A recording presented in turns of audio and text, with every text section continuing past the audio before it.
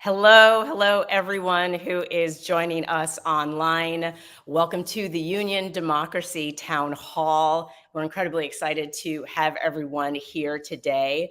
I'm going to give it a second to get everyone started. So, as you know, if you've been paying attention, which we know you are because you are here, democracy is having a moment, and it is an all hands on deck sort of time. We thought that we were all going to be able to relax and rest and hydrate, but in reality, right now the work has to be done. And so that's why we have brought together with the union the Democracy Town Hall. And so we are going to be hearing from an amazing group of panelists today who are going to help us understand what's happening in Wisconsin, because what's happening in Wisconsin is crucial to democracy. The Supreme Court race, I'm sure everybody has been following. But on today's town hall, we're going to hear from community members, we're going to hear from community organizers, and a great group of panelists who can help us understand what it is that we can do right now to protect democracy in the present and going into the future. So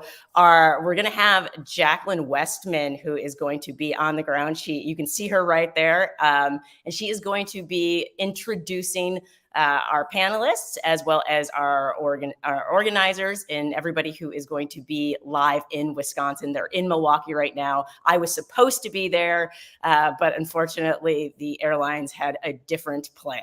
So without further ado, I'm going to go ahead and introduce Jacqueline Westman and bring her on so that she can introduce everybody. Good morning, Milwaukee. We are beyond excited and so grateful to be here today. And what a beautiful day it is to defend democracy. My name is Jacqueline Westman, and I am the organizing director for the union. The union is a single-issue pro-democracy grassroots coalition. We have 64,000 members nationwide and work with 75 plus pro-democracy organizations, all determined and aligned to defend our democracy. It is up to us to act, and if it's not you, then who? And if it's not now, then when? And we want to extend our greatest gratitude to Reverend Gregory Lewis, Pastor Lee Shaw, and Pastor Jackson for welcoming us graciously into this beautiful church and to your community. And to all of our incredible partner organizations, Souls Uphold Wisconsin, Wisconsin Voices, Next Gen America, Boat Riders, Milwaukee Turners. We could not have done this without you, so thank you, thank you. We are 17 days away from what is the most important election this year. And we're here today to discuss the Wisconsin Supreme Court race and the importance of protecting and preserving our democracy. I want you to take a few seconds to look to your right and look to your left, look in front of you and behind you if you got someone. This is what democracy looks like. And so let's give ourselves a round of applause. You showed up today and you're already moving the needle for change. And I want to extend a warm welcome to all of you who are watching virtually. Thank you, democracy defenders. We see you, and we are grateful for you to be here and spend the time with us today. We've got incredible, inspiring panelists and speakers to hear from, and we'll be breaking this into 3 segments: legal, community impact, and democracy. A town hall is your chance to voice your opinion and your concerns and shape the future of your community. So we want to hear from you. Those here in the audience, throughout each segment, if you have any questions or comments, please feel free to raise your hand, and myself and Emilio will come around with a microphone, and we'd love for you to introduce yourself and share your thoughts and questions. Don't be shy. We want this to be very fun and engaging. We and appreciate you to be here. All right, so let's do this. So it is my honor to introduce Pastor Lee Shaw and Pastor Jackson, who will also have a welcome opening. Where's my phone?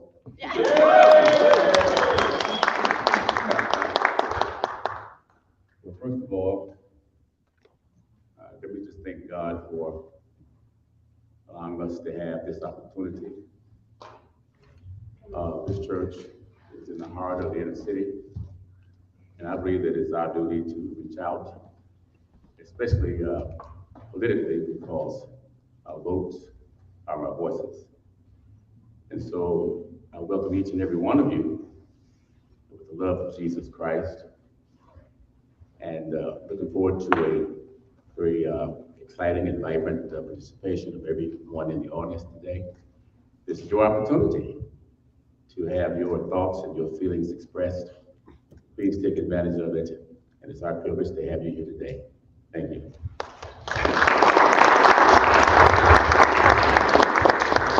I too echo the words of Senior Pastor, Pastor Lee A. Shaw. And on behalf of our assistant pastor, Reverend Gregory Lewis, I want to welcome all y'all here.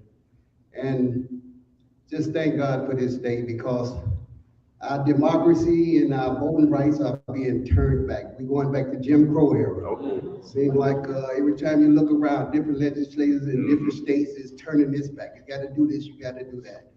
And I thank God that there's people who are willing to stand up, and all these different organizations represented here today are able to stand up, and we fight back against all this oppression that's going on right now. So let us pray. Father God, we just thank you for this day. We thank you, Father God, that you give us strength to move into, Father God, challenge injustice anywhere we see it. Amen. So we just thank you and bless your holy name today. And I ask that you, Father God, continue to strengthen these freedom fighters, Father God, equality fighters, and those who, Father God, know that injustice anywhere and silence is just as well as going along with it. So help us to stand today, Father God, as we seek your face. You said those who seek your face, you will hear from heaven and heal our land. We praying for healing on this land. We praying for America. And we will defend our democracy. And we pray in Jesus' name. Amen. Amen. All right, so we are going to get started right into our legal panel. I am proud to introduce our first moderator, our dear friend, Mr. Jeff Timmer, who is from the Lincoln Project, political strategist, senior strategist.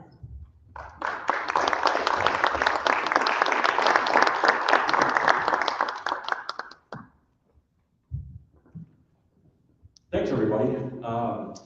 As Jacqueline said, I am with the Lincoln Project. And the Lincoln Project, for those who aren't familiar, is a national super PAC made up of largely former Republicans who are now helping the defense of democracy, recognizing that putting the country above party is what this time requires. And we're here in the church, and I have a confession to make.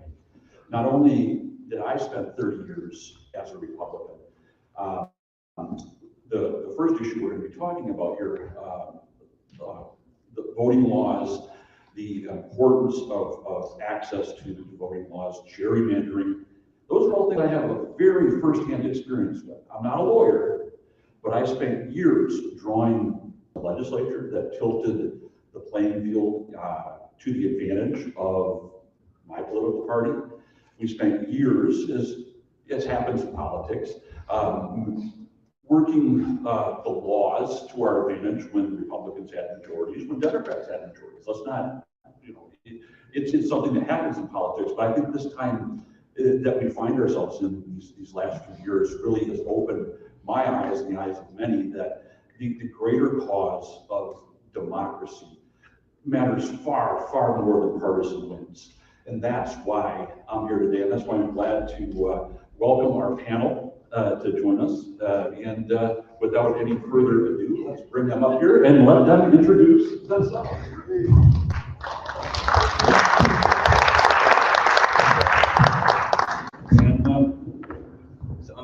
Yeah. Oh, sorry. We have Sam and Sam. I was going to say, we want to make it confusing. All right. Well, Sam Munger. That's me. I'm Sam Bunker, or Sam M, whichever you prefer. Oh, there we go. All right. You guys could probably hear me. I'll do this just for the folks in the back. So it's great to be here. I want to say thanks so much to the Lincoln Project, to the Union, to Souls of the Poles, Reverend Lewis, Pastor Shaw, Pastor Jackson. Thank you, and all the others, a bunch of other wonderful partners. This is an amazing event and incredibly timely. As you were just hearing, we'll be digging into various aspects of this moment. I'm gonna talk loud, so if the mic goes out, you can still hear me. But anyway, I'm thrilled to be here. My name's Sam Munger. At the moment, I am you could say freelance election consultant and specialist. I've been doing that, specializing essentially in ballot access and election administration.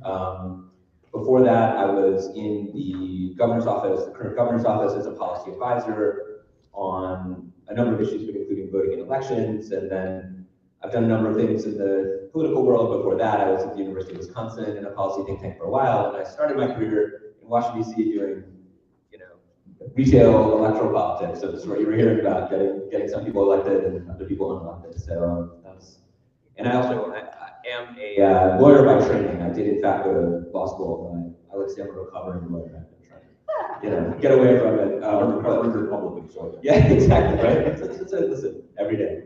It's a little further. So but let me let Sam L introduce himself, and we can get going.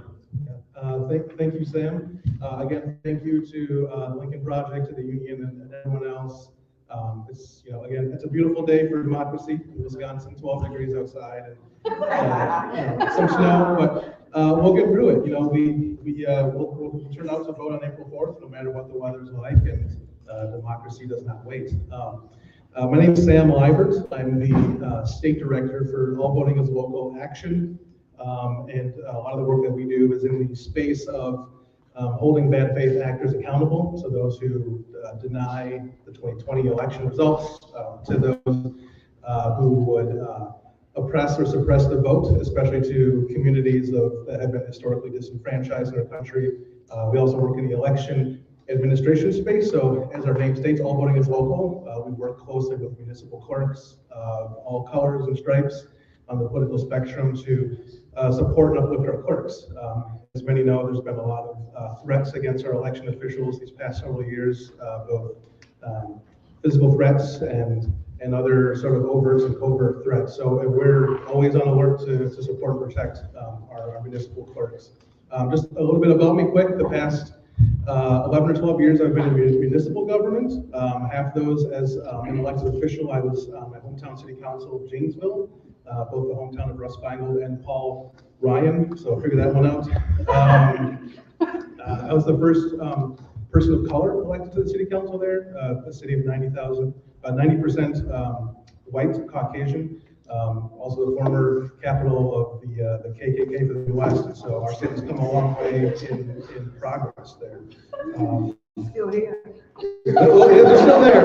Yeah, they wear suits and ties now. They got rid of the hoods and they're amongst us, but not here in this church, but general population.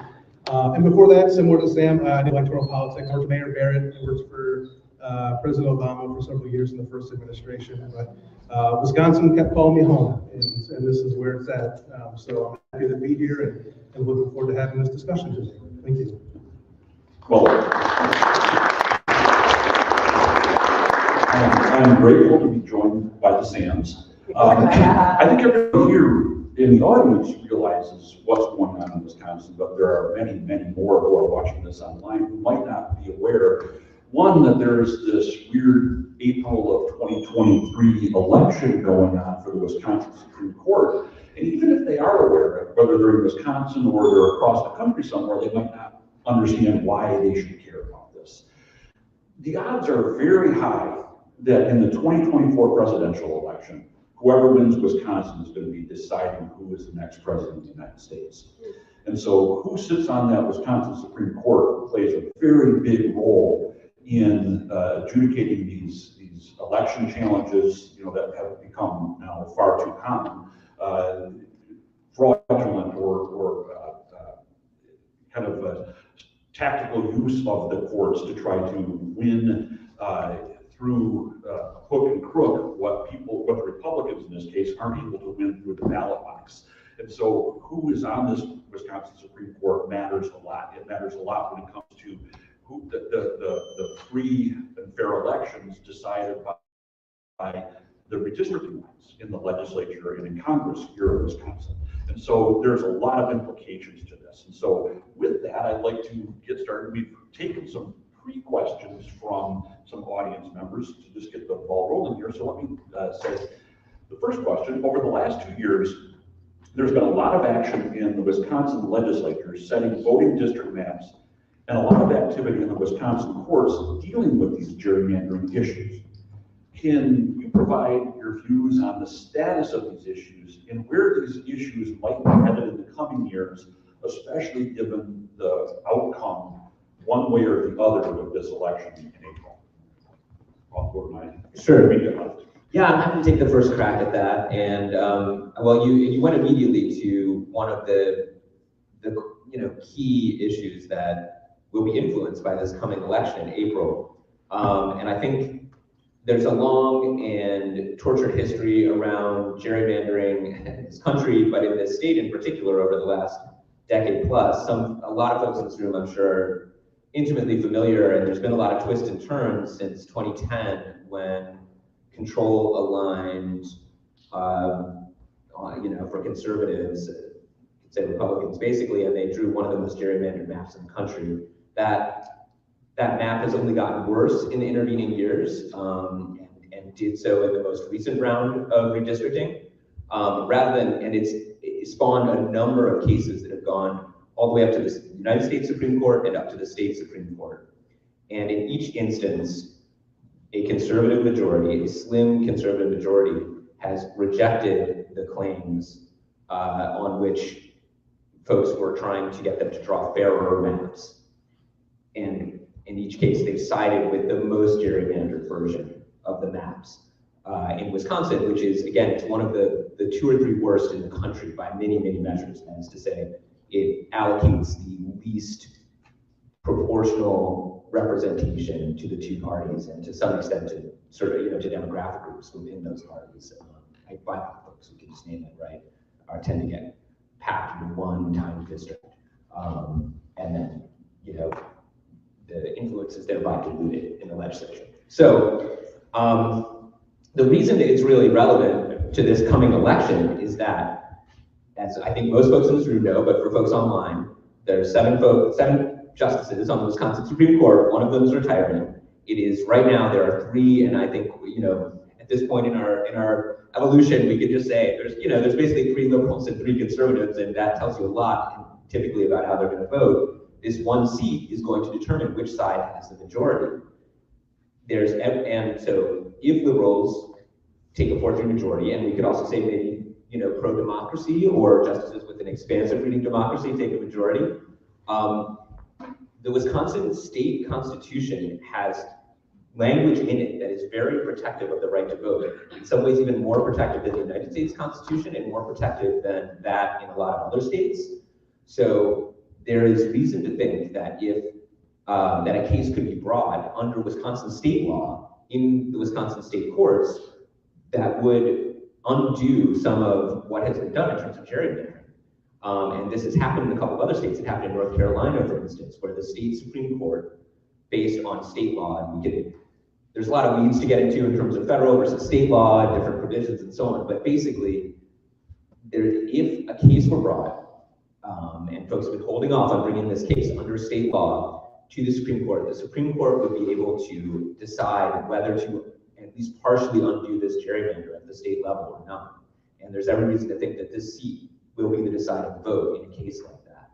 So in a real way, the ability to undo what is now 12 years of incredibly unfair representation in the Wisconsin state legislature, a legislature that has been so gerrymandered that it's rendered the voting essentially irrelevant. In a number, the last few elections, Democrats have won a significant majority of the popular vote. They've won 56% of the vote across the state, and yet have, a 30-seat minority in the assembly. I mean, how wild is that, right? Win more votes, get a third of the seats, and vice versa. So that hopefully was not too much detail. If folks have more questions, I'm happy to go even further into the weeds, I suppose. But I think that gives some sense of what's at stake in this coming election. And then Sam, I don't know if there's probably lots of stuff I left out. No, I don't know. I think I don't have any notes. That was very thorough. I mean, I think a lot of what Sam said is, just factually accurate. I mean, it's, there are the perceived 3 conservatives and 3 liberals, and there is a conservative leaning justice that is retiring. And so this does set up just the general tenure for the next couple of years. I say couple as in 2, because in 2025, another one of the conservative justices is up for re-election. I was just on a meeting the other day, and I'm like, we're talking about 2024, we're gonna have 4 elections in Wisconsin next year. And then as soon as the November election is done, we're gonna have to start thinking about the 2025 Supreme Court election all over again. So someone was sort of talking about that song, this is the election that never ends, right? And that's it, right? You can't just vote in one election and then not show up again. You get election is it's a contact sport. It's all in. You can't just be a passive observer. You really have to be involved and pay attention. I think a lot of what Sam said was right on the nose.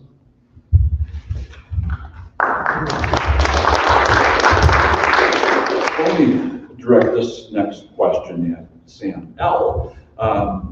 We've kind of looked at you now, the role the courts play very visibly since the 2020 election, especially in the outcome of elections, how the courts have been weaponized as a tactic in campaigns, the way ads, mail, and knocking on doors used to be. Now the election doesn't end on election day. It just begins the next phase of the partisan efforts to try to affect the outcome after it's already been decided. So maybe talk a little bit about what you see, how the state courts can, how their role has changed, has had to change, and how this particular race can impact that for the betterment of democracy, or conversely, for the demise of democracy. Yeah, absolutely. I mean, yeah, I think up until maybe 10 dozen years ago, most of these April Supreme Court elections were very sleepy affairs. I mean, you had voter turnout in the single digits, deciding these very important races. And then I think some of it sort of maybe ties into 2010, right? So that was sort of the quote unquote red wave. The Tea Party was at its height, sort of the precursor to the MAGA movement. And you saw people realizing, oh, it's not just governor's offices and state legislatures, but courts have a role to play too, and we can't depend on sort of these institutional, nonpartisan positions. Let's weaponize them. And so, if you go back, look at the data, every election that has proceeded since really 2010, Supreme Court races, voter turnout has increased, the amount of money has increased in these elections. I think WisPolitics just had a story yesterday or 2 days ago that this election's already up to $30 million, and we still have 2 weeks to go. And so, I mean, we're talking $50+ million on a Supreme Court race. So, yeah, the importance of this, I mean, I can talk to the realm of election administration. I mean, during the pandemic, a lot of us started voting by mail, right? Started voting absentee by mail because, COVID is real and we care about our fellow human beings, and it was a respectful thing to do. At the time, I was a municipal clerk, and every time an absentee ballot came in, I was like, okay, that's one less person I have to worry about maybe getting someone else sick, and that's a really, a thoughtful thing to do. there was a lawsuit, I think it's Teagan versus the Wisconsin Election Commission, which essentially this majority court ruled that drop boxes are unconstitutional. There's no statutory authority for the collection process of drop boxes. So you then all of a sudden had 1,850 municipal clerks locking up their drop boxes and telling people that no, you have to return it in person. And then they've gone a bit further as well, where only you can return your absentee ballot. Your spouse can no longer return it. Your child can't return it. There are thankfully federal laws through ADA, Americans with Disability Act decisions that if you are bedridden or hospitalized, someone can return it for you if they're not your employer or a union representative. But for the most part, that was also put out the window. So all these roadblocks have been set up legally through the court decisions to make it harder to not just cast a ballot, but also just to simply return your ballot. And so, as you can see, the courts play a huge part of our lives, but especially in how we cast ballots. Things that seem very common sense and simple to the everyday person have been politicized and weaponized and turned against us. So just a couple examples of how it's been used. Can I, please, just to add a couple historical notes, I guess, because, I don't know, at least in the voting movement, I feel like one of the old guys. So, I know it's all relative, but I got the gray hair to prove it. So Sam mentioned that, about 10 years ago, races were, judicial court races, Supreme Court races tend to be fairly sleepy, and that's absolutely right.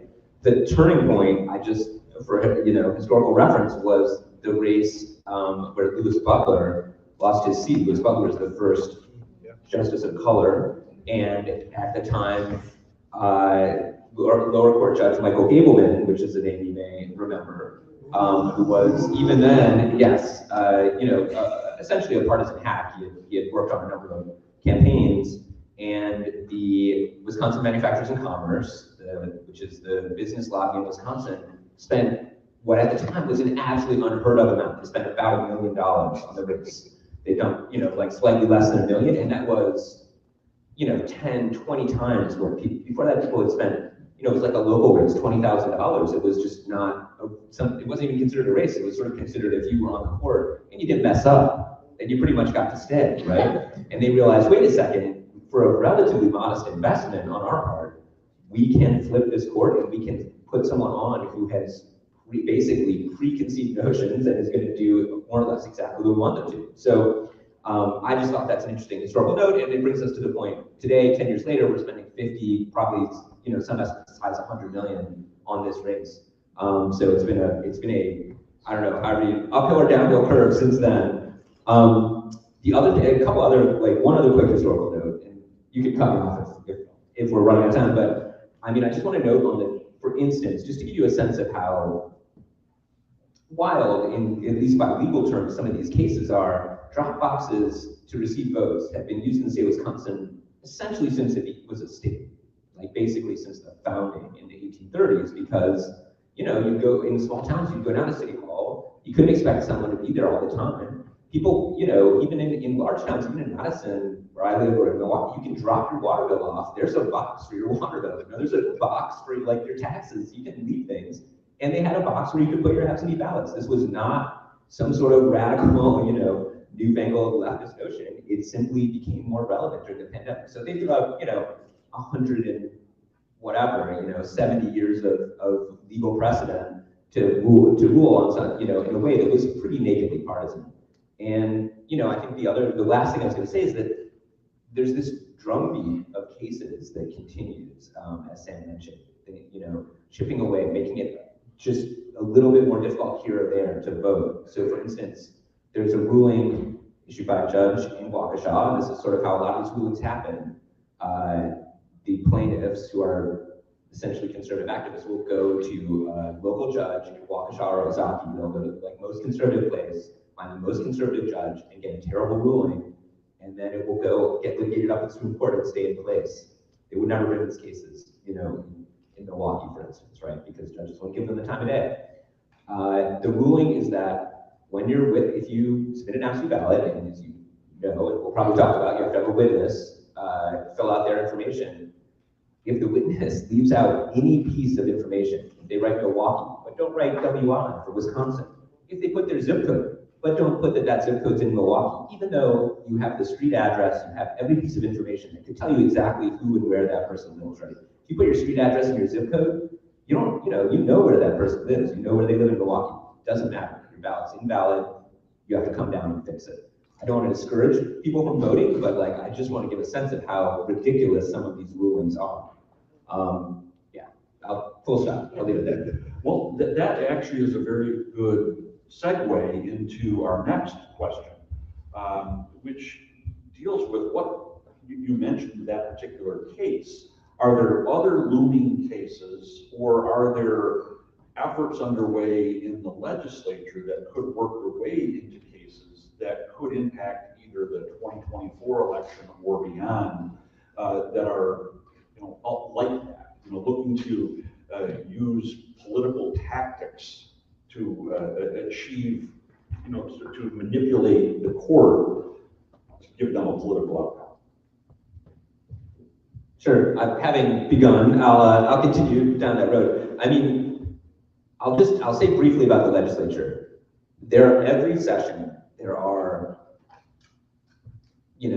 20 bills that would do terrible things to the right to vote, to fundamental democratic rights in a lot of ways. They would interfere with people's ability to assemble and protest. They would make it easier for large corporations to dump dark money into races, and they would strip away the right to vote in 1,000 different little ways. Luckily, because we have the governor that we do, and he has been reelected, most of those bills get vetoed. So in general, for the last 4 years, we've not had to worry too much about things coming out of the legislature. There are some proposed constitutional amendments which can bypass the governor, which might work their way to the ballot eventually, but none of them are on this ballot this spring right now. However, there are plenty of cases that are still in the courts. Most of them are left over from the last cycle, some of them from even before that. And all of them it's like this slow chiseling away of rights, right? Just shrinking it. I don't know. I keep looking for the right metaphor. Like, is it the frog in the pot? And just keep turning up the temperature, and make it a little harder to fill out your address. Get rid of drop boxes.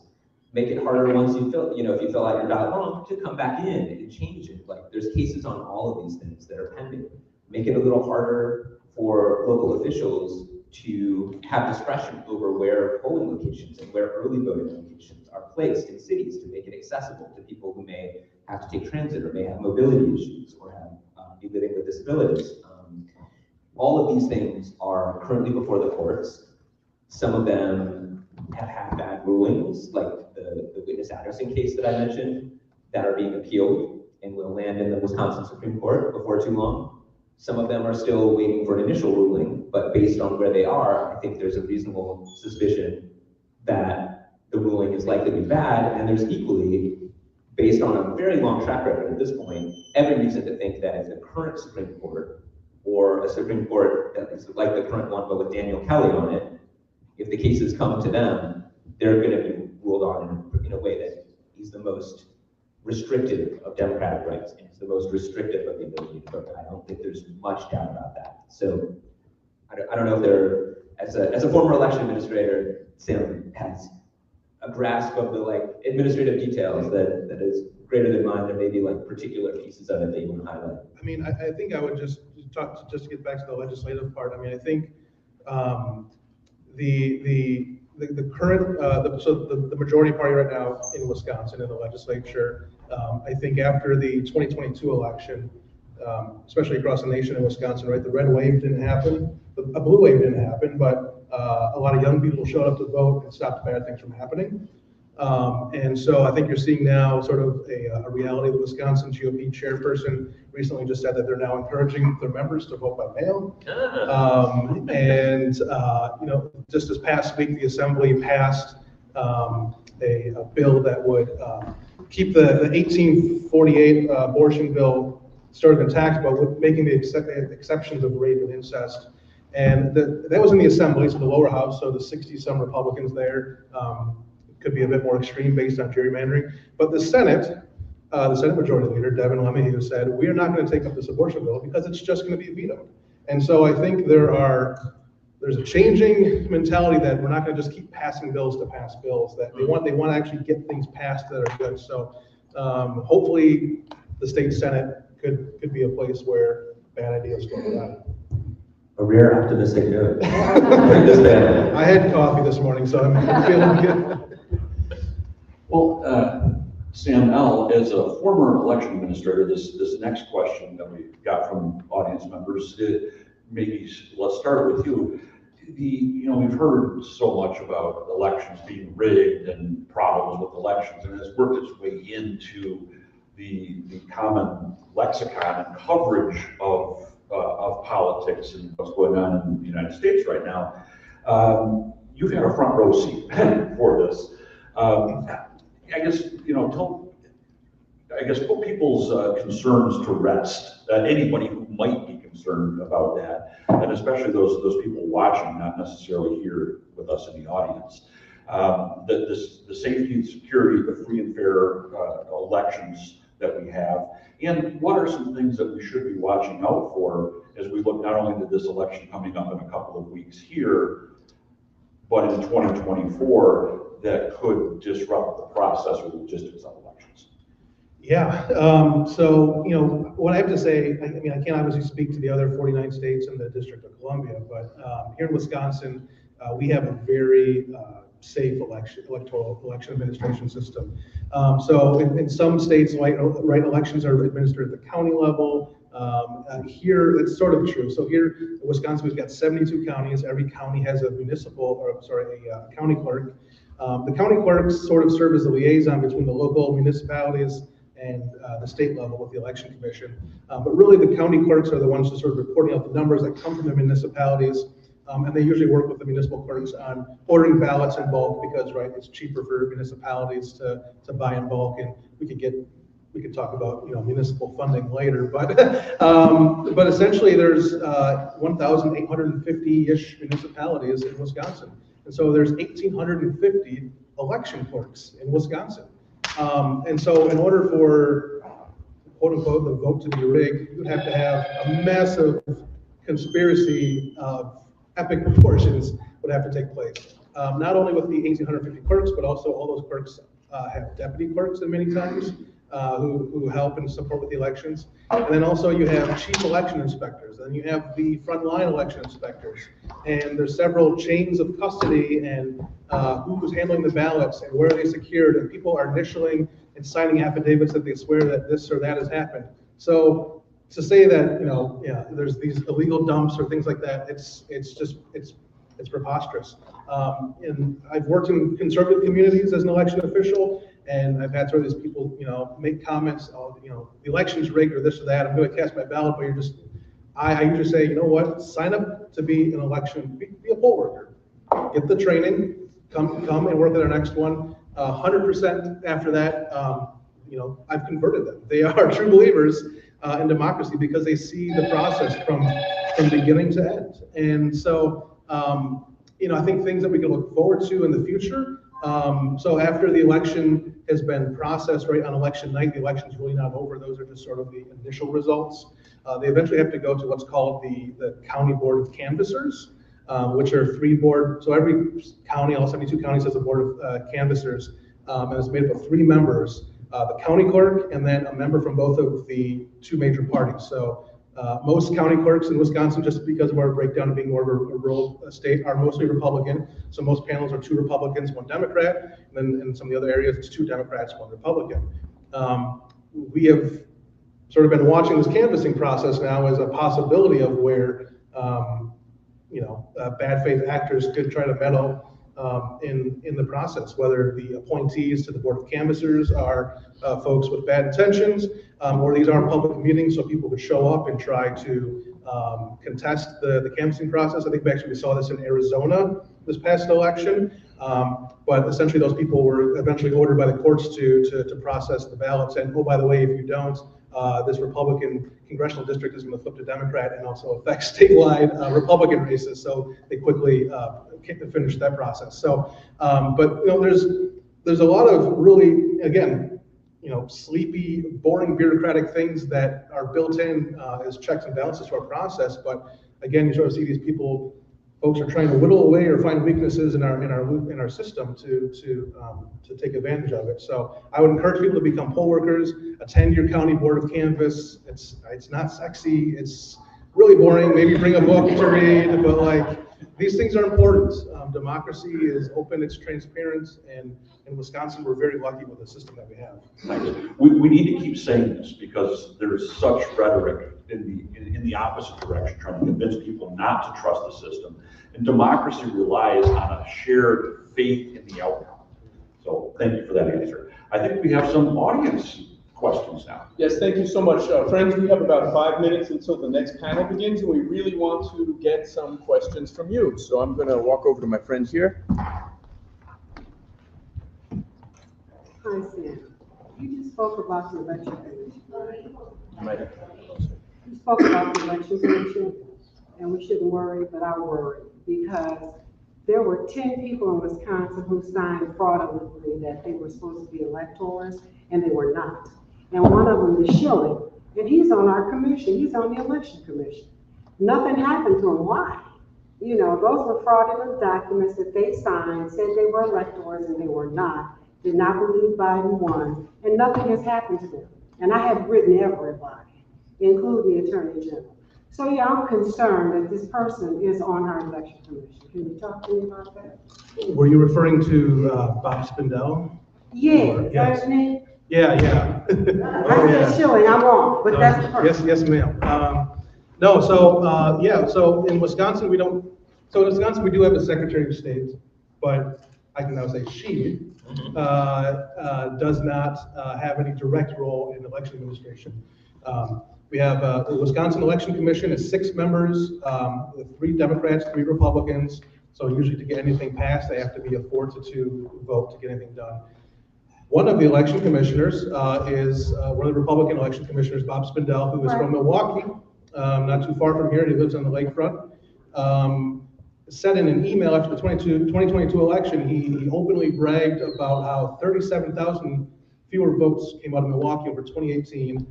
And he said, oh, by the way, braggingly, the black and brown people. And this is a person who administers our elections in the state. And folks like myself with All Voting as Local Action and others, we've been trying to hold them accountable. The way the election commission was built, it's hard to hold them accountable. So Spindell was appointed by the Senate Majority Leader, who I just praised 5 minutes ago, maybe mistakenly. He is the sponsor of Mr. Spindell. So the only way that Bob Spindell can be removed from the commission is out of the goodness of his heart he resigns, or enough pressure is put on the Senate Majority Leader to rescind his appointment. And we actually have a campaign. We've sent hundreds of emails and letters to the Senate Majority Leader's office asking for him to remove Mr. Spindell. But we're not letting go. We're still actively working on trying to get him off that board. But he's entrenched in there, unfortunately. But he signed the papers fraudulently. And I don't know if you can speak to any of the legal potentiality there for. I mean, very quickly, I'll just say I think you highlighted exactly the right place to go, which is either the Attorney General's office or probably the Madison-Dane County DA, and asking them to investigate it. There are also there's a civil suit and some private complaints against Mr. Spindell that are working their way through the courts and may wind up at the Supreme Court, bringing us back to why this election is important. The only other thing I would add, I guess, is that though Mr. Spindell is a self-professed bad actor, he is someone who actively tries to discourage people from voting and has singled out black and brown folks as the people that he is trying to discourage from voting. He actively tried to undermine our election, but he has only 1 out of 6 votes, and there are at least 3 and sometimes 4 or 5 relatively, comparatively, sane and reality-based folks on that commission. So just in terms of the security of the system, I would say there's no reason to worry about some massive kind of breach. But there's every reason to keep working to get Mr. Spindell off, and you guys should, there will be efforts to lift this up in the public and to draw attention to it, that Sam and others are working on, and I mean, I think all we can do is to keep talking about this, to not let it slip out of people's consciousness, and, you know, I think if nothing else, it serves as an object lesson in what Republicans and what conservatives are trying, you know, in this state, certain of them are trying to do and would do if they had complete power in the election system, just to make it more difficult to do. All right, we're going to take one last question on this section of the panel before we move on to our next round. Yep. Excellent. And I'm just going to ask the panelists to repeat the question once it's asked. My concern is with the drop boxes. Will the Supreme Court have a role in returning those? So the question was, in regards to drop boxes, would the Supreme Court have a case possibly in restoring that? Yes, and the thought is, though, that it would essentially go back to maybe overturning or revisiting the decision that was made, because it actually narrowed and sort of restricted the power of municipal clerks to have drop boxes. And so essentially, yeah, I mean, there's, yeah, what they, you know, sort of what they taketh away, they can also give back. This is sort of the short, long answer, but there are, yes, I think there are folks sort of waiting to see how this election shakes out before bringing back cases to the courts, but knock on wood, that could be a possibility. All right. Thank you for that, and I'd like to thank Sam Liber.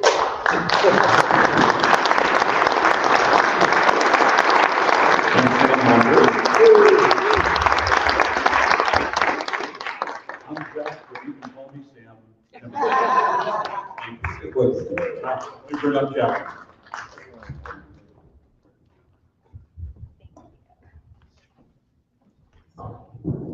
Thank you. All right, so we are going to get started on our next segment, which is our community impact. So it is my great honor to introduce our moderator, Emilio Gilgorgi, he's the executive director from Milwaukee Turners, and we're so grateful for him and his friendship and partnership. So Emilio.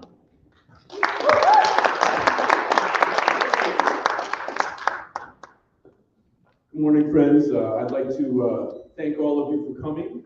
I think this is great. Just so you know, there are vats of Dunkin' Donuts coffee downstairs and jelly donuts. Make sure you jump on those. So really excited for this panel. I am going to stand for a moment because I'm kind of short, and I fear if I sit in this chair, you won't see me over the front two pews. But it is my pleasure now to invite the other members of the Community Impact panel up to the dais here. I'd like to invite Charlotte Moore, Executive Director of Urban Underground, Daisy Espana, Youth Activist, Latoya White, Partnership and Organizing Director of Wisconsin Voices, and David Carlson, founder and co-owner of CC We Event.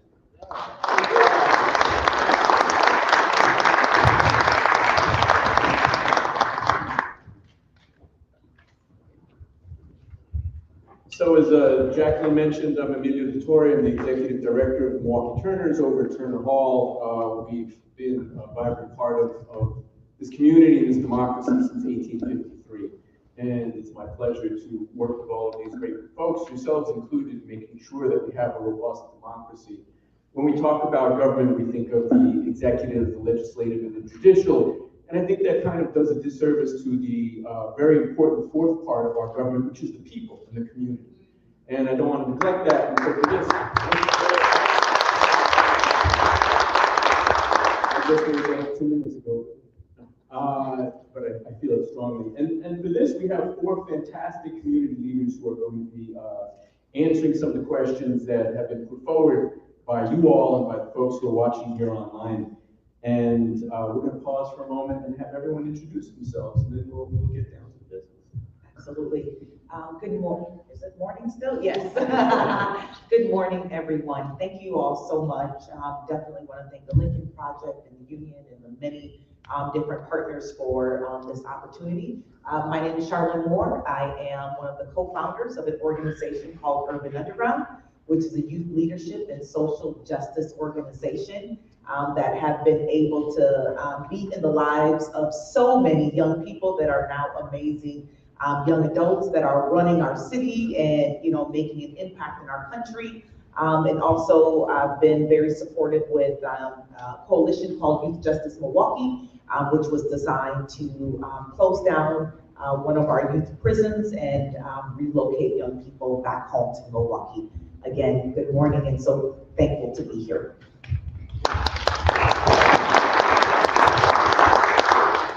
Hello, everybody. Yeah. My name is Daisy España. I'm 20 years old. I'm a college student. I'm also an organizer. I focus a lot of my work with the Latinx community and the youth. Proud daughter of undocumented immigrants, and I aspire to run for office one day, but my job right now is to make sure we set a base for the future we all deserve. And I need all of your guys' help. So that's why I'm here. Yes.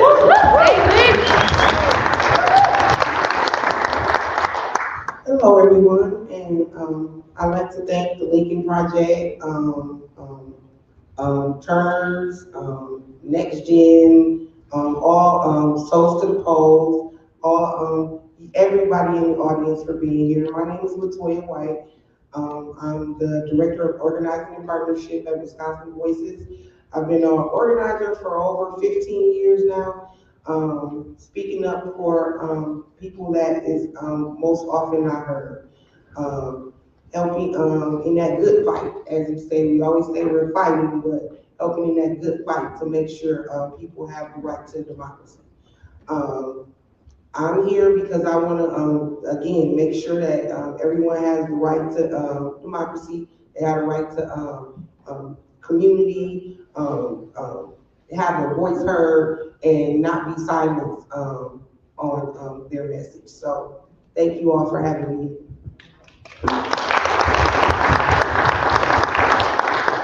Hi everyone, my name is David Carlson. I am the founder and co-owner of CC We Adapt, and which is a peer support and mentorship organization in Eau Claire, Wisconsin. We operate in 22 counties in the western region of Wisconsin. And then I am the co-founder and co-owner of Next Generation Properties, which is a affordable property company that also contracts with peer support and mentorship agencies to create supportive housing opportunities for individuals with rental barriers.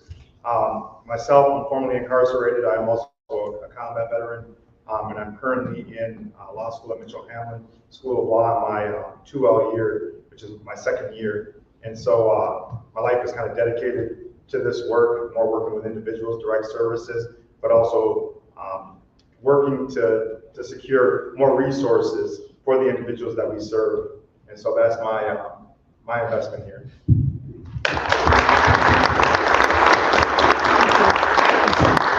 Thank you all. And as a disclaimer, I'm friends with all four of these things. So we're going to focus a little on community impact and how we engage the community, how we inspire the community, how we get the community pumped up on the many different challenges and opportunities for us to engage in the different ways that we need to, not just the ways that we want to. As we mentioned earlier, these questions were solicited by the creative and thoughtful authors that are you. What do you think are the most pressing needs or challenges facing the community at this time, and how do you see the Supreme Court race as vital to creating change?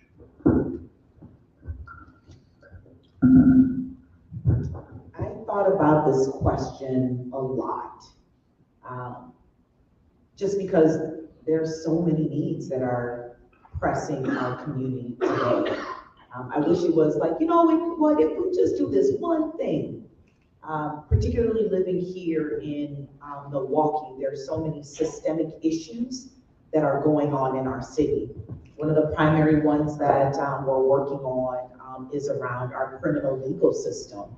There are so many policy shifts that need to be made in that arena to make sure that we're doing things fairly and with equity, that we're so far off. When we talk about disparities in this country, Milwaukee leads the nation when it comes to equity and disparities in incarceration.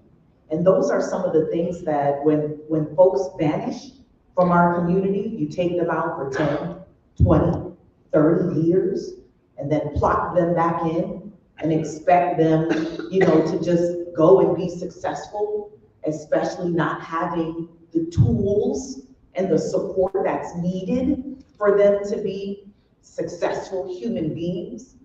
We do our community a disservice. And I'm not here to necessarily speak for my community. I'm here just as a representative that live in this community, that see and work with individuals that see this kind of thing every single day. And we know that laws have to change in order for things to be different. A lot of times, folks would say, if we say, well, it doesn't seem that difficult, why don't we do this? And they'll say, Charlene, the law says if a young person commits a homicide and they're 10 years old, we have to try them as an adult. And it's sick, right? The law says that's what we have to do. So what that then tells me, oh my gosh, we gotta change the laws. But when we think about changing the laws, we have to think about the people that are in those positions that is responsible for changing those laws. And that's why it's so important for us to make sure that the community is educated, make sure that we're activating the community, make sure that they're invested, making sure that they understand the importance of being engaged and being involved. So this issue around the Supreme Court, as the legal panel was sitting here, and how important this issue is. At first, I didn't realize how critical this issue was. But the more I did, listened and learned, the more I realized, like, oh my gosh, I have to make sure that I'm texting my people, I'm calling folks, I'm having conversations with individuals to say, hey, are you aware that this race is up?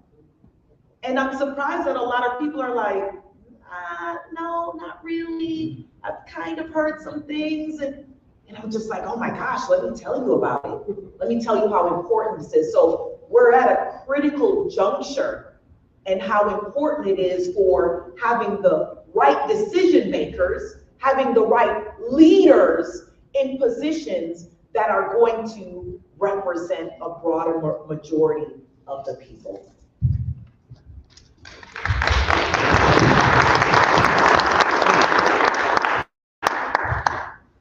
Yeah, it's hard to follow up with.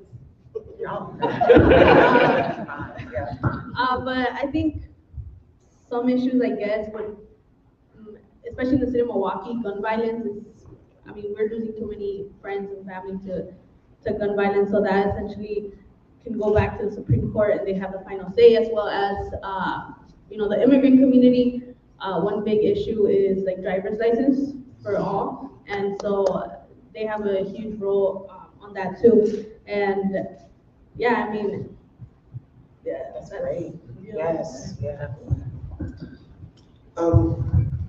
Again, as she said, following up behind, because you had all the highlighted points, and you also had a great point about gun violence. We also have a food desert here, our mental health, health in its entirety in Wisconsin, the disparities for people, the infant mortality rate for Black and brown children, from mothers being pregnant and not being able to have health care to take care of their children. So it just kind of rushes through your head, being an organizer and all the years of hearing things that people go through, and you see it every day in the city.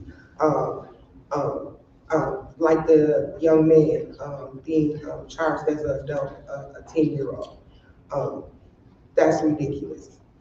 There's no way a child of that age don't even have the right brain capacity to be charged as an adult. And you see them every day out there in the community. When you're out in the community being organizers, you're in the community every day. Thank you, Olivia.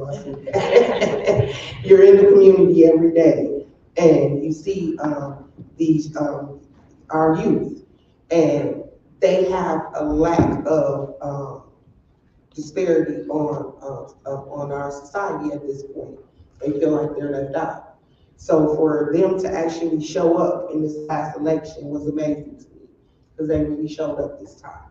And that's what we really need to know about this Supreme Court election is, for one, we could have made history for the African American community. But because they were not aware, this election is so quiet and they don't know how important it is. It's the Supreme Court election. It actually, any laws that get passed, they are the final court that interprets those laws. So people are not educated on elections anymore. Their civic duties, because if we really realize it, they took civics classes out of schools. So at this point, these kids or people, our community members, constituents, do not understand a lot about the civic engagement. That is what we need to start getting back to, educating people, having classes, teaching people civic engagement. People don't even understand their elected officials, what position each is in, what do they need to do, how can they affect them. So a Supreme Court race to them, they don't see how important this is and don't know that this is like a dividing, this election here is one of the most important out of the next 10 years. And they don't even understand or see that.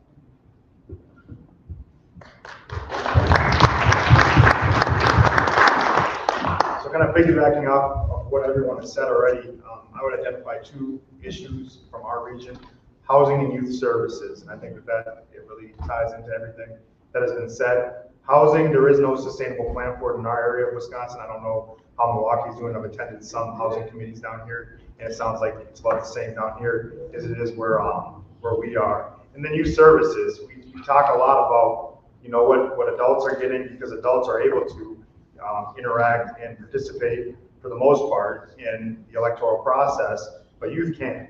And then now again, you slim the number of adults down by, like myself, I'm on extended supervision, so I'm probably going to be a lawyer before I can vote, right? I'm on extended supervision until 2030, and so I can't vote, I can't engage in the electoral process, which means that my voice is absent from, I guess, community planning and community building, because once individuals are in positions that there are elected representatives, even locally, like the municipal level, right? They're dealing with things like zoning. Well, what does zoning have to do with housing? Well, zoning dictates how many unrelated people you can have in a single family home, for instance, right? So how do I get affordable housing? How do I get supportive housing? And maybe move into housing individuals who are unhoused right now if I have a single family home with 5 bedrooms, but I can only put 3 people in there, right? It's considerations like that a lot of elected representatives that end up in seats, they've never considered it because they never had the experiences, and they got voted in because a lot of this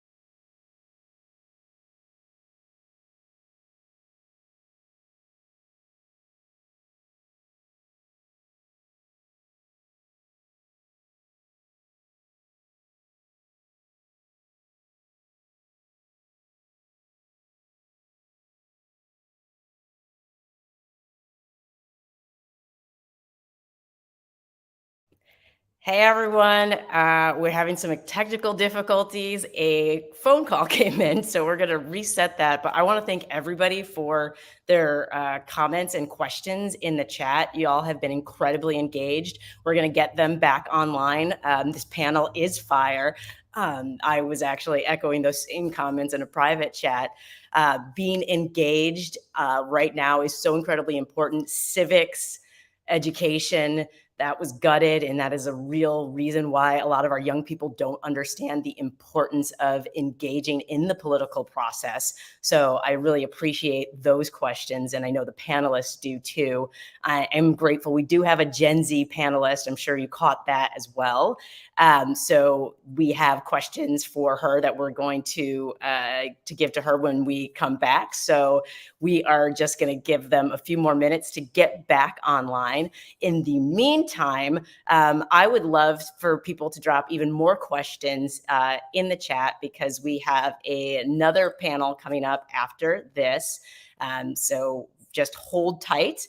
And we are going to continue. And I also want to say, I'm going to speak to the fact that, because a lot of people have been dropping in the chat about the location, and just wanted to remind everybody that Souls to the Polls is an incredibly important organization that helps people get to the polls. And so there are on the ground, grassroots organizing, knocking on doors, canvassing, but then also providing rides to the polls, which is incredibly important because, as many of you noted, sometimes these polling locations get moved around or disappear. And so they make it possible for people to be able to get to the polls. And so voter turnout is so key. And yes, more people turned out last time, but now we need even more people to turn out, because as you can see, the rhetoric, the divisive rhetoric is increasing day by day, coming from, the Republican Party, unfortunately, doesn't seem to want to be a part of our democracy anymore, because democracy is something that's actually working for everyone. A lot of the rights that we have right now are because of democracy and people participating in that. So let me see if they are back online. They are not back online yet. So, oh, maybe they are. All right. So, oh, here they come. Let me get them back. Thank you, everybody, for your patience on these technical issues. Where we're missing. The low turnout is because grandma, auntie, and mom is going to vote, but not the youth. And we really need to get our youth engaged. Again, I touched on it a little while ago, that we don't have civic classes in school anymore. So our youth really don't understand a lot of this unless they see the involvement from their parents, and they take it serious. So when you tell them to go wash dishes and you mean for them to go wash dishes, and you fuss at them and say, go in there and wash those dishes, or me, you're gonna have a problem. And if they grown and they not doing it, oh, okay, then you need to get out my house. And they take that serious. We need to do the same thing with them about voting.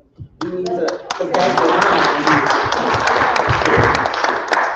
what my mom did. It was no way that you were gonna live in her household if you didn't go vote. You didn't go vote, you can go wherever you're going, because you are caring about your community, your society, and all the rights that we have been delegated all these years. People have died from.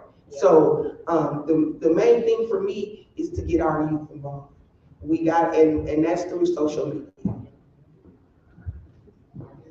Echo on that.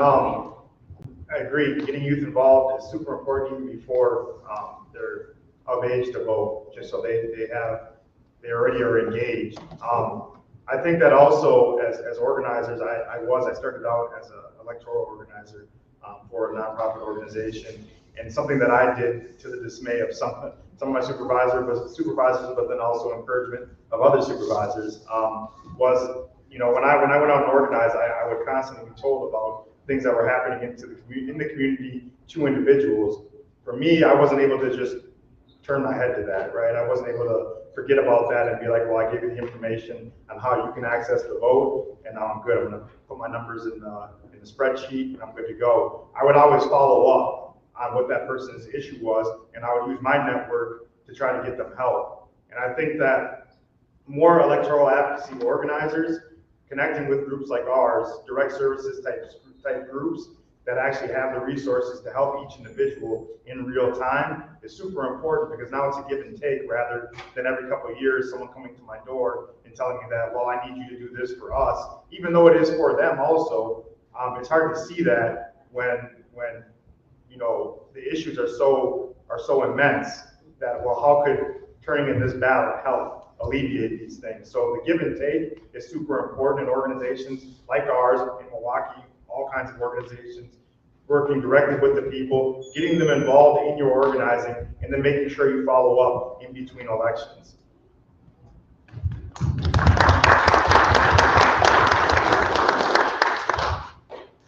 I think in terms of getting the youth out to vote, I'm like me myself, like I'm 20, right? And so I have a lot of friends who are eligible to vote. My parents are not. So what I do, and most of my friends, like their parents are not, right, are eligible to vote.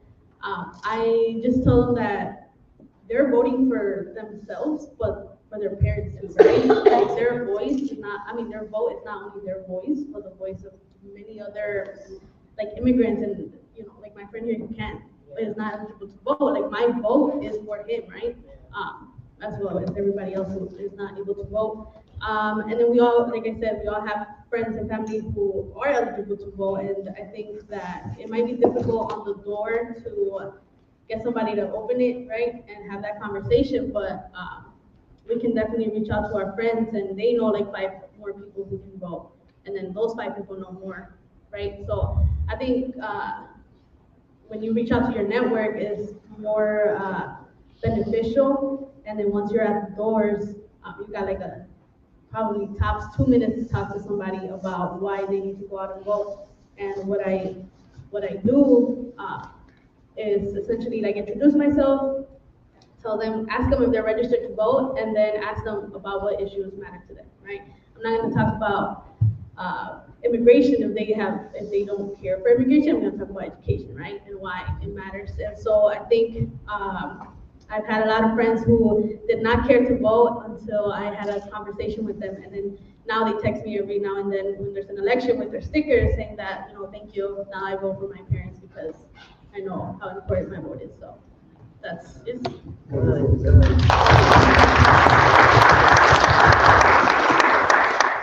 gonna try to be quick and concise here, but I think one of the things I have to say is we have to stop doing business as usual.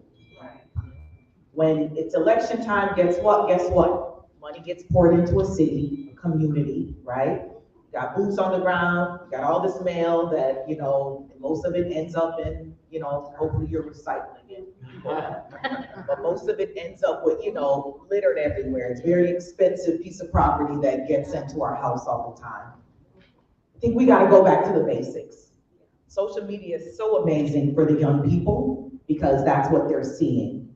But a bigger part of it is the relationships. Yes. We gotta get back to the blocks, right? I don't expect, you know, a stranger to come in my neighborhood and share with my neighbor about voting. I'd rather be the one to knock on their door because they know me, they see me on the block. And I run my neighborhood, you know, neighborhood group, you know, call it an association. I run completely grassroots. We're not getting money from anybody. It's just, you know what, I live here and I care about the people in my neighborhood. How do we get back to that? How do we get back to knowing each other, talking to each other, making sure that we're informed? I should know all the elders that are on my block because those are the ones that can't come out and mow their lawn or shovel their snow. I should know who they are. I should know who are the young people in my neighborhood that may need help or their parents may need help. We have to get back to building community. And if we don't start doing that, we're going to continue. This is just gonna, oh yeah, it's the election again. It's gonna be business as usual. You got folks coming into the neighborhood, and then when the money, you know, when it's all said and done and it's over with, everybody's gone until the next one happens. Yeah. We have to stop that. We have to. We have to get back to figuring out how to support each other in an intentional way so that I can figure out, oh, what is it that you need? Oh, you know, that's your older person that handles that, or that's the county that handles that, or that's legal, so this entity will handle that. We have to figure out ways to support people in a meaningful way that's going to result in, well, yeah, this is why you vote. The school board elections are also upon us. This is why this is important. We have to continue to educate and share and provide community space, but it has to happen right back into the places where we live. It has to happen right back into where these young people are going to school. And I wanted to say, sis, that, you know, when you talked about, you know, your mom, like, I'm my children's first teacher. So when my boys were of voting age, I was just like, yep, you're 18 years old now. They see me go to the poll. Me and my husband would take them to the polls with us all the time. And we would tell them that when you get to be a certain age, when you get to be 18, you get to vote. And so when they turned 18 and that election cycle came up, we talked about who's on the ballot and again, that education. And I'm just like, yep, we're all going to the polls together. And now they're in college, they still haven't missed one election. We can't point the finger, y'all. We're not here to say, yo, you gonna do it, and you know, this entity and these people coming into my neighborhoods are gonna do it. No, it starts with us. Can I just say something on I'm that? gonna get to questions. And I know these folks, they're full of information. As an important aside, this isn't just a temporary panel. You know all their names now, David, Latoya, Daisy, Charlotte. Ask them questions. These issues are your issues. These resources are our resources. This isn't a one-stop shop. Connect with these folks. We have just a couple of seconds for questions from the panel, and we'll jump to my friend in the back and then my friend in the front.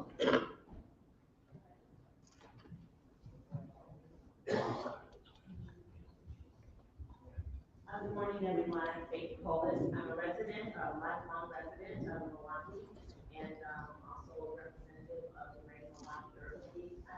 I don't have a question as much as I have a comment on Charlotte and David. I think this, did I get that right? Yes, you got that right. I agree with you. We have to stop doing a lot of stop-go. You know, it's a lot of work at election time to just get the conversation going and to get people interested and engaged. That has to happen every day. Yes. Between summer fest, between state fair, between school, summer school, school start, it has to be ongoing. Those relationships happen all the time.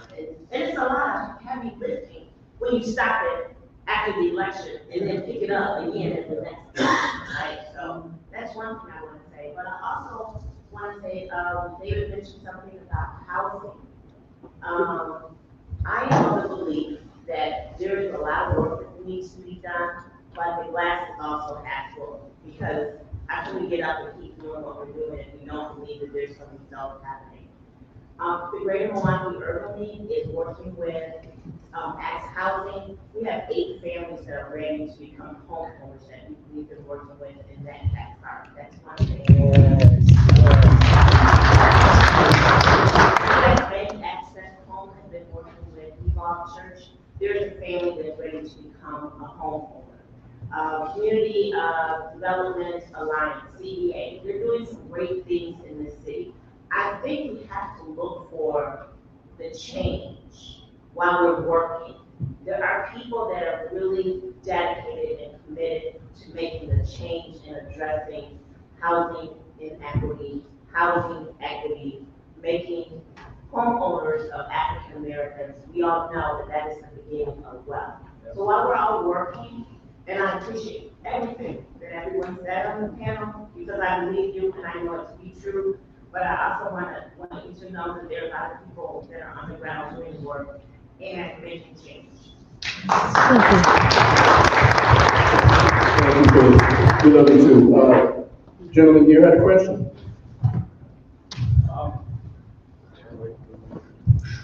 Sure, Jack. Up here's the microphone. Here, please.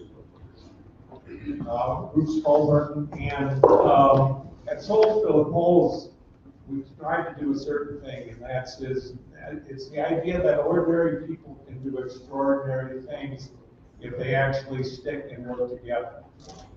And elections don't, especially in a lot of ways, disappear, as people would say. So how do we do that? And at least what we're trying to do is to form a block of voters in our communities. Because again, unless you just talk about it and we do a little bit, it's got to be organized. And so I just like to hear if, and all of the group up here is our organizers.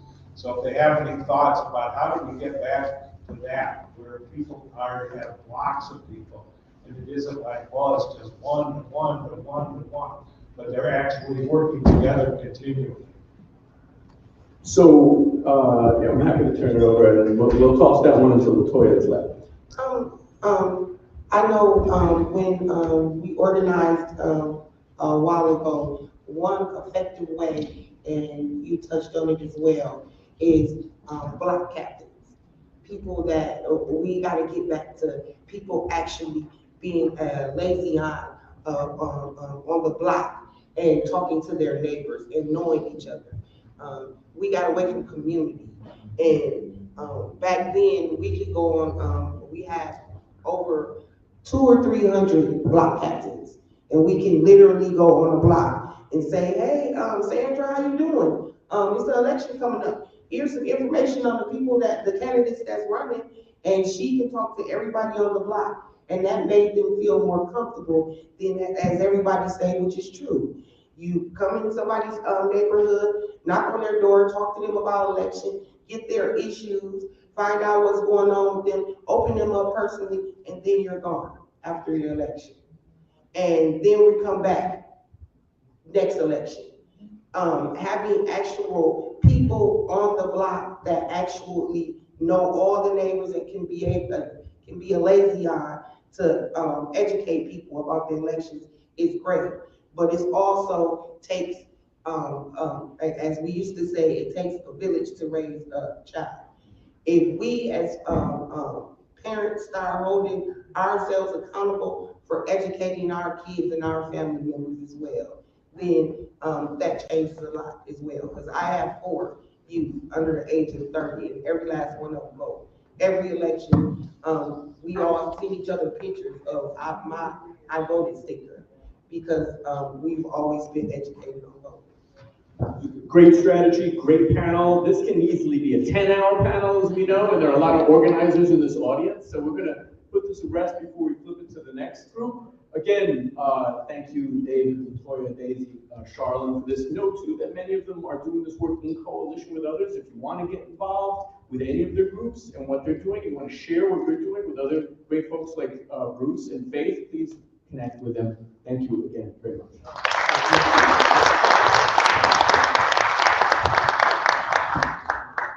Thank you. All right, so we are going to welcome back Mr. Jeff Timmer from the Lincoln Project, and proud to introduce the union's Gen Z lead, Louise, here, who will help moderate the democracy panel.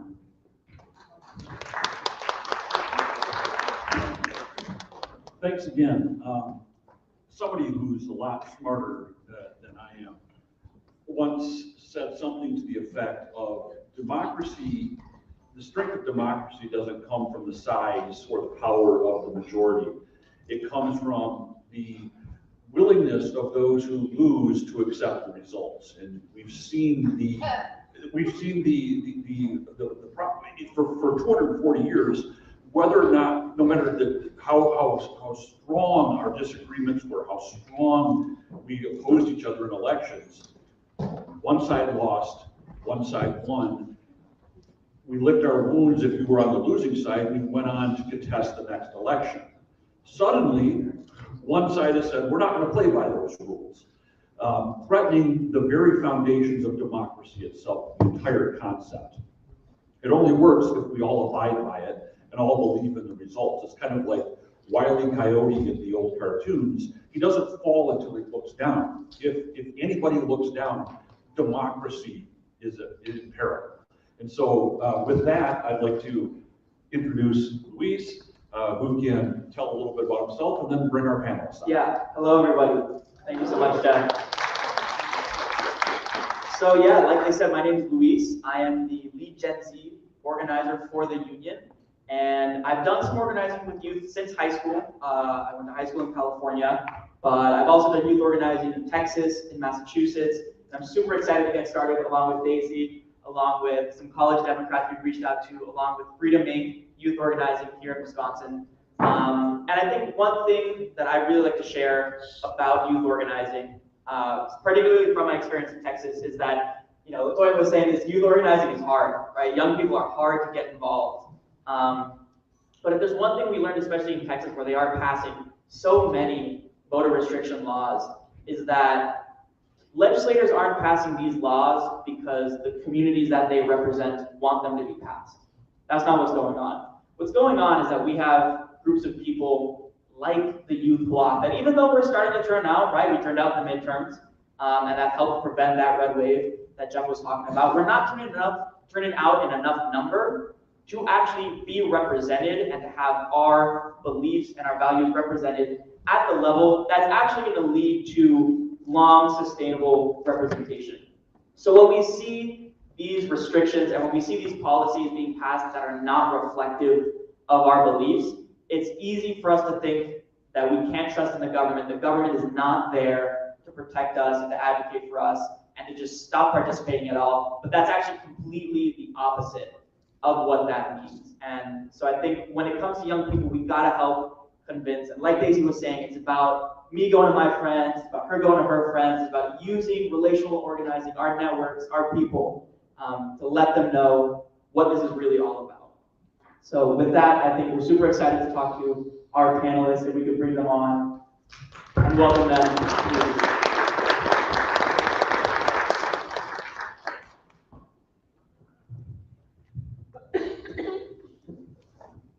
Well, why don't we go from my left and each introduce yourselves quickly, and then we'll get into the discussion. Quickly, I am Anita Johnson. I work for Souls to the Polls. I am their outreach and educational manager. I have been defending democracy for over 20 years.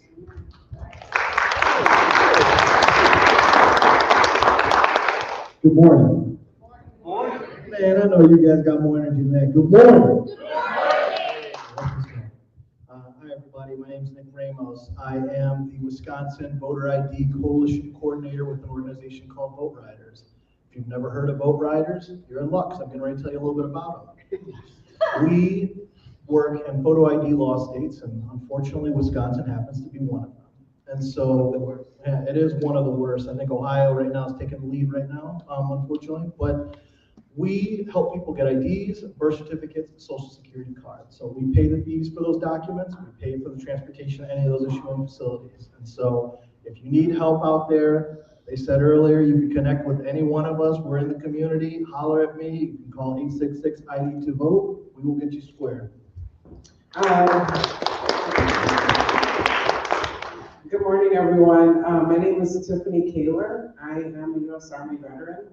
I also am a Republican, but I'm an American first. So I am happy to be here, and I look forward to this discussion. As before, we've got questions to get our discussion started here. So let me throw into this. The assaults we're seeing on our freedoms, on things like LGBTQ communities, books in schools, in libraries, on voting rights.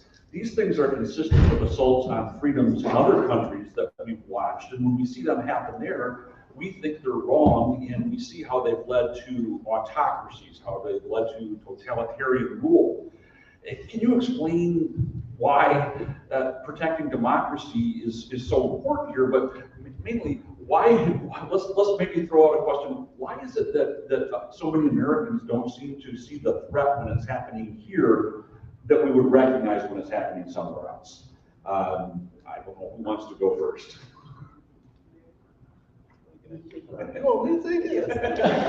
Wow. Okay, man, that's a tough question. I'd say this, with vote riders, my lens is very specific, you know, and I get the opportunity to see the barriers that are created here because of our photo ID law. You know, a lot of, what I get to hear is, well, doesn't everybody have an ID or a driver's license? So what's the big deal if we ask them to use that to go vote? But if you really think about it, the numbers are this. About 10% of voting age Americans across the country lack a valid government-issued ID. So let's think about that for a second. There are about 25 million people, that means, that lack a valid government-issued ID. So if we apply that model to Wisconsin, there are 4.6 million individuals that are technically able to vote here in Wisconsin. So 460,000 Wisconsinites lack that ID. And we sit here and we wonder, wow, like these razor-thin elections that we have here in Wisconsin, everyone needs to be voting. But it just ends up being this blind spot of, oh, we assume everybody's got ID, what's the big deal? So the big thing is we've talked about education. We've talked about making sure that people know what's on the ballot, know what's coming down the pipeline. The problem is, hey, I mean, we all live lives, and the people that are on this call, people that are in this church with us right now, I'm talking to people that already know the importance of everything, but it's trying to bridge that gap of people, everyday people, living their lives, trying to do the best they can with their lives, and really driving home the significance of the issues of the electeds that are going to go represent us, and trying to wake them up and say, hey, you might not be thinking about these things that are going on right in the state houses that might be in your communities, but you should be paying attention because they affect our lives on the micro level. And it's not just enough to come out when it's presidential elections, when it's gubernatorial elections, when it's senate elections, the mayor's offices, the school boards, these on the local level make the biggest impact on us. And it's on all of us as a community to be able to discuss with our community members and try and drive home the importance of all the issues that are in front of us. I would like to say that we are now seeing how we have to defend democracy on a daily basis. Defending the process of holding elections is not the way that it used to be. Why should I have to call the election commission to make an appointment to talk to anybody in that office because they're afraid of people coming in and attacking them? This should not be. People or voters should not be afraid of intimidation when they go to the polls to vote and harassment. We see what is happening. We need for our elected officials to step up and help us when we do these things. I don't understand why we are afraid to go out and vote. Voting is very, very confusing. And with all the changes that are coming about, people are afraid to go to the polls to vote. We do know that these things are happening to us in democracy. We are fighting for it every day. This group fights for democracy. But what we need to do is to get the public to recognize that we are fighting to make it easier for you to go to the polls to vote.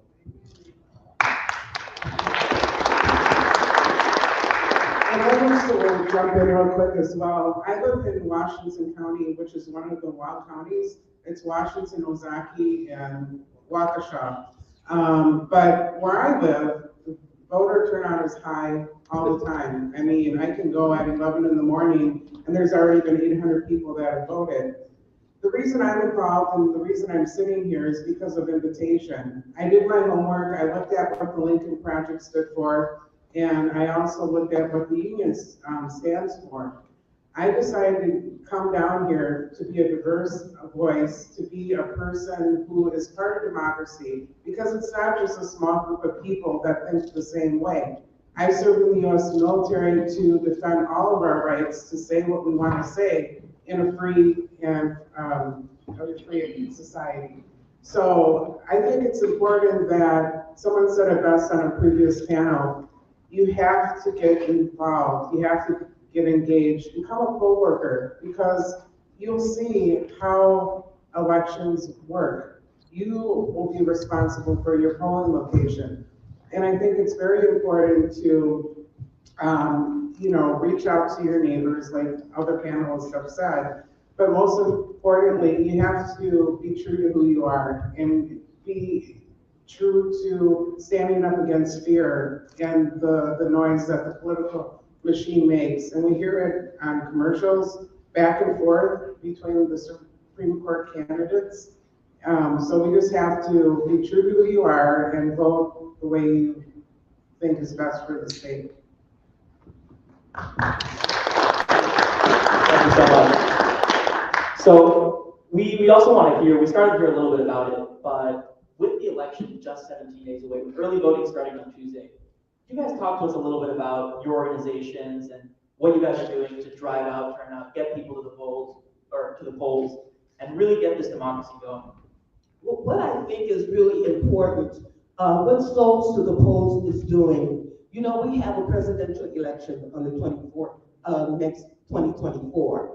We are starting to educate and train people for that election as well as this election. What I am doing is going into churches and getting ambassadors in each church, training them so they will know how to register people to vote, help people get photo IDs, know when the elections are going to be. I will feed those ambassadors the information that they need. I will give them all the flyers that they need. I will remind them so the people in the church will know this is the person that I go to if I need any help with the elections. I am tired of people saying the only time they see us is when it's election time. This is the time that we need to train the public about the elections, the importance of election, voting, and everything else that goes along with it. So people who are watching can call me, 414-899-3386, if you are interested in me training you, so you can become an ambassador to Souls to the Polls, so you can get out in the public and get people to vote. This election, we're not worried about people who have not voted. We're worried about those that are registered to vote, that are not coming out to vote. So we're pushing those people to come and vote. Thank you. Wow. You got me fired up, but I'm not a morning person. You know, I've been in this community over 10 years now, and you can definitely tell people are tired of individuals just parachuting in, just trying to get people rallied up for an election and then just saying deuces. So that vote riders, I mean, the big thing is that I'm just trying to plant seeds here. I mean, I want everyone to be involved. Everyone. I don't care what party you're involved in. I want you to vote. It's our right to vote. And no one should make it harder for you to vote. So what I've been doing, I've been hosting clinics, and it's not for people to come to me, it's for me to come to them. I want to meet people where they are. So I've been in jails. I've been in domestic violence shelters. I've been in homeless shelters. I'll go anywhere you guys tell me you want me to go. But I want to bring the services to you because I know how difficult it can be. We assume everybody's got decent transportation. We assume everybody's got good internet access. We make all these assumptions, but Charlene said it earlier, and I couldn't agree more. We have to break up the status quo. We have to do what we have to do to try and switch things up because people are tired of doing this. People want you to know like a million things, but like, let's break that down. Let's build community again. And so I want people to know no matter what, if you're ready to vote right now, I'm gonna help you get your documents right now. But if you're not ready to vote right now, that's okay. But I want you to know that there's services in place that are here to help you at a moment's notice. We will help you get all your documents if you need it. And I don't care how complicated the situation is. We want to work to make sure you know that this is something you don't have to fight and do alone. That if you feel like you don't have the money to be able to buy these documents, you feel like you don't have the transportation to get these documents, look, like, I'll do everything for you. All you gotta do is just tell me the information and we'll ride from there.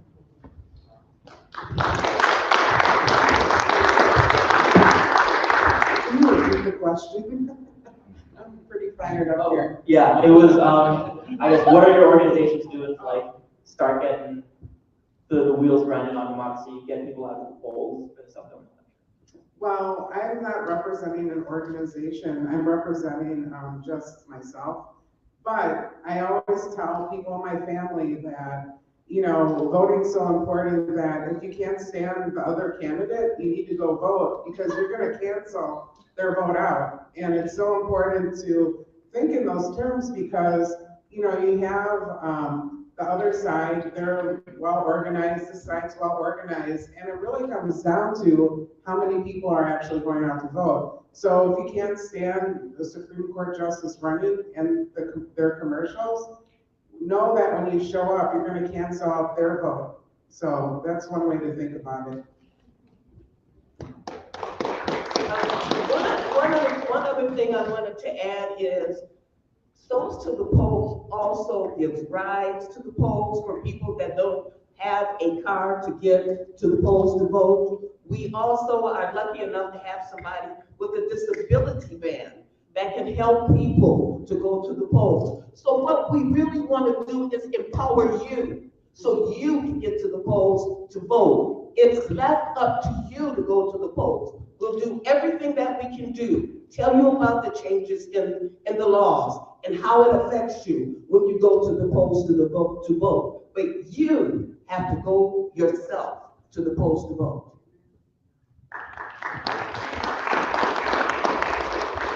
We only have a few minutes left. This has gone by extraordinarily fast.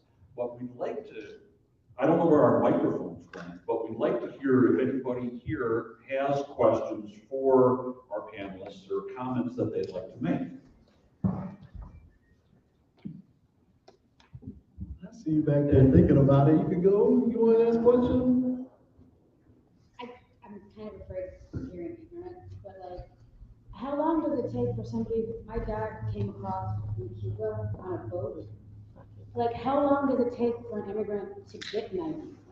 Like, I had no idea that was an issue. I thought it was the same, I mean, sorry. No, can you repeat the question? Absolutely. So for everyone, we have an attendee that asked, how long does it take for an immigrant to get an ID in Wisconsin, right?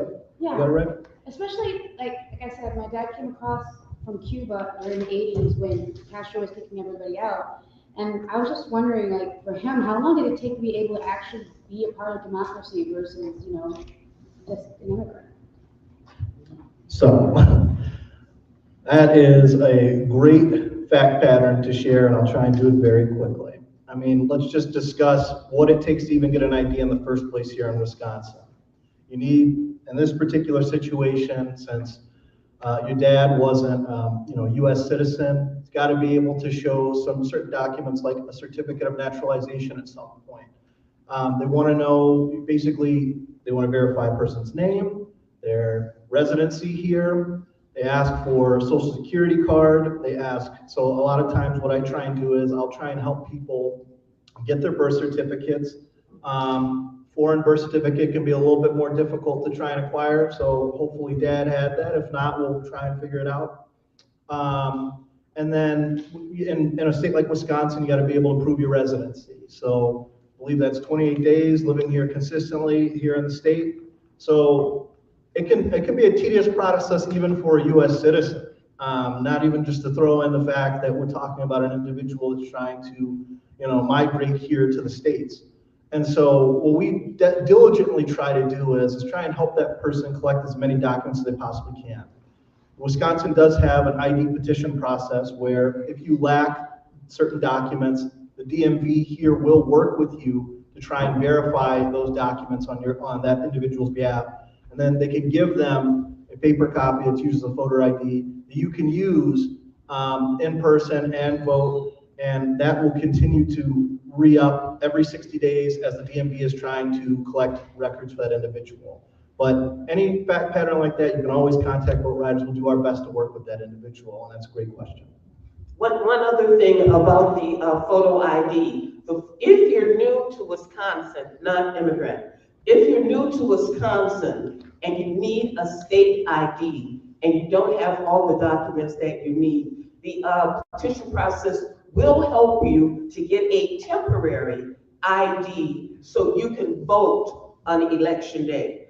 That temporary ID is only good for 60 days. If you don't have your ID within the 60 days, then you need to go back to the DMV and renew it again. And people just don't know this process. And that's why we're here, to help you with those types of things.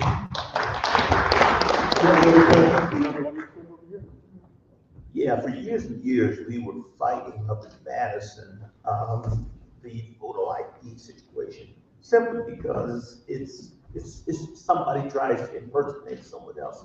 That's when an ID comes involved. But other than that, it's a smoke screen.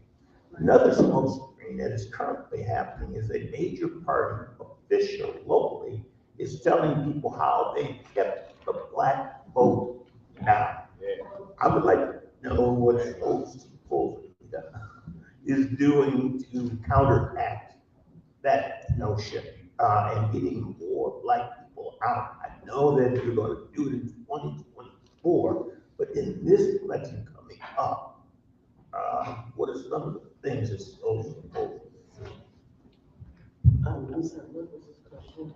Can you repeat the question? I couldn't hear it very well. I'm sorry, Treasurer. Sure. What is the question? The question is, what is Souls to the Polls going to do to help get the black vote out for this upcoming election, in addition to what they're doing in 2024, especially in response to the bragging of a previous election official in repressing the black and brown vote? Although we want to see everybody in the county and the state vote, we do go into black churches and have the ministers on Sunday morning talk about the upcoming election to their congregation.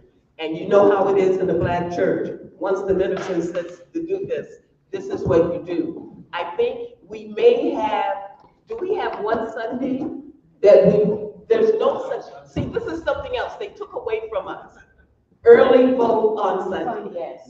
And we used to have the churches have their congregation go to early vote on Sunday. That was taken away from us. So we have a prayer meeting on Wednesday. You can go then. You can go any other time. But we have flyers. We have ways to get people to the polls, and people that are sitting in the audience, as well as myself. You can talk to 3 people. You can triple your vote. You talk to your friends. You talk to the people you work with. You talk to the people that you go to church with. You talk to the people that are standing in line at the store. And let them know that there is an upcoming election. And while we're on that, it's not only the Supreme Court election. Some districts have been without an alderperson for the past 6 months. People need to go and vote for the alderperson because laws are being changed in some of the districts, and we have no right to say anything about it. This is why it's important that you get to go and vote. We are in the churches, and we are asking people to vote through the churches. Thank you. We have another question here. I think it's the final question. Okay, and this is, I've got a teacher voice. So you say teacher voice, let's hear it. I do help with Souls to the Polls. I'm one of the drivers. And I have to say that has been a fantastic thing for me to do. I don't live in Milwaukee, but I will come here to help get people who cannot get to vote.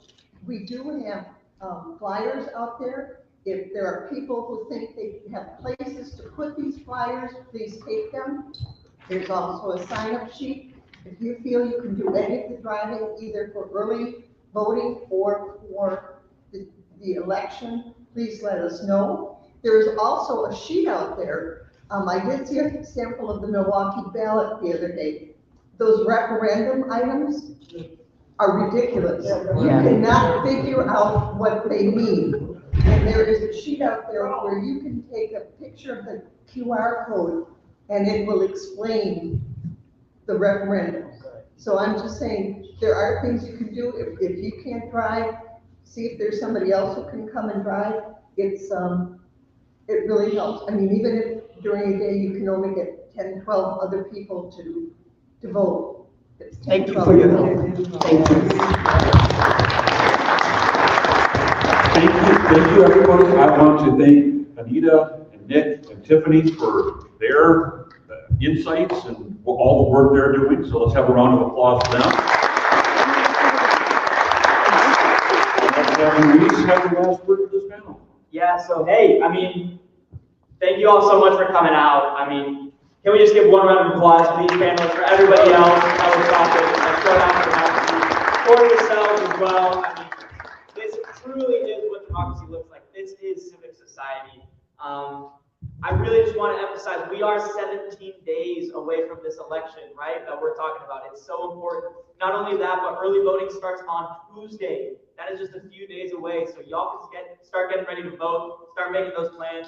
Once you get out of here, let your friends and family know. And we are actually going to be going to knock on some doors afterwards with Wisconsin Voices. If y'all are interested, please stay here. We're going to be having some pizza downstairs before we go. Remember, we've also got some merchandise, some t-shirts, some sweaters, some stickers, if you'd like to take one as a thank you for coming out and taking the time. If you have any questions, come and find us, find any of the panelists, find any of the volunteers that have a lanyard on. Volunteers, you want to raise your hands real quick? Any questions directed to all of us? Yeah, absolutely. And so, yeah, we're going to be having some pizza downstairs right now. Hope to see you all down there. Let's go knock some doors. Let's go do democracy. Come on, y'all. Thank you so much.